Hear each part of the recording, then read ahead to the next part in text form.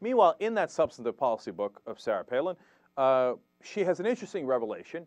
She says that she gave the interview to Couric, the one that got her in so much trouble because she didn't know any of the questions, because she heard from a McCain advisor that Couric had low self-esteem.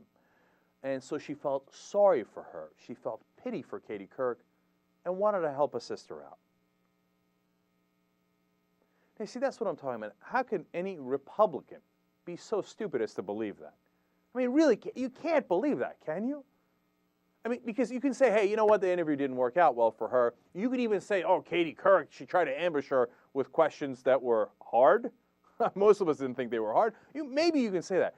But really, do you believe that Sarah Palin pitied Couric and said, let me give you my brilliance, okay, and I grant you this interview? Well, if you do believe that, you certainly are not going to agree with what Nicolle Wallace says. Nicolle Wallace is the McCain advisor who Palin referred to, saying that, hey, you know, she's the one that told me that Couric has low self-esteem, and then to do Couric a favor, I took this interview. And so they went and asked Nicolle Wallace. They said, is that true? Former campaign advisor to John McCain. She said, quote, it's not true. Then she laughed out loud on the phone. And then she said, it's ridiculous. But it gets better. Here's Nicolle Wallace on Sarah Palin.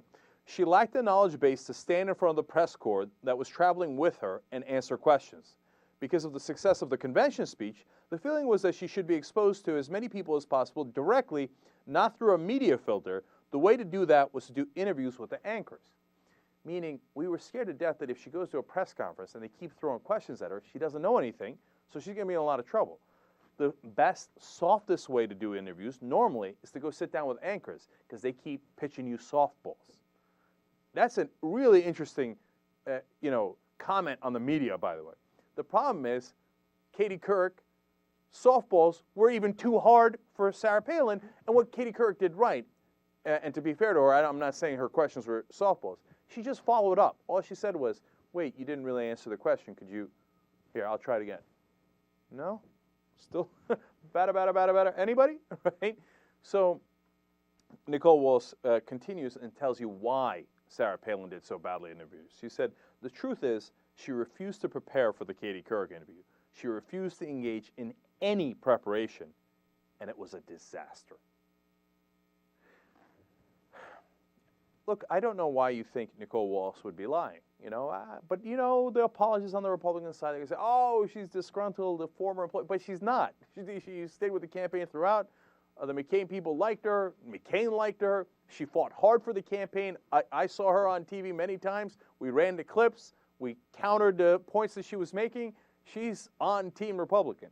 She's just telling you, you know what Sarah Palin said isn't true, and if you care about the Republican Party, don't go in that direction.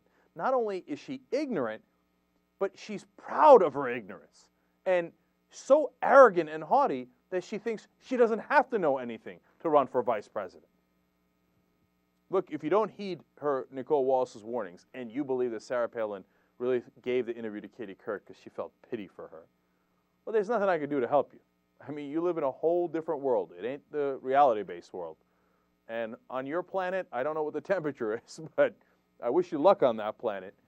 And I don't know if we want to make contact with you at some point, but you're in a different world than us. And nothing I say is going to convince you otherwise. So have at it. Enjoy. Watch a live show 24/7 at theyoungturks.com.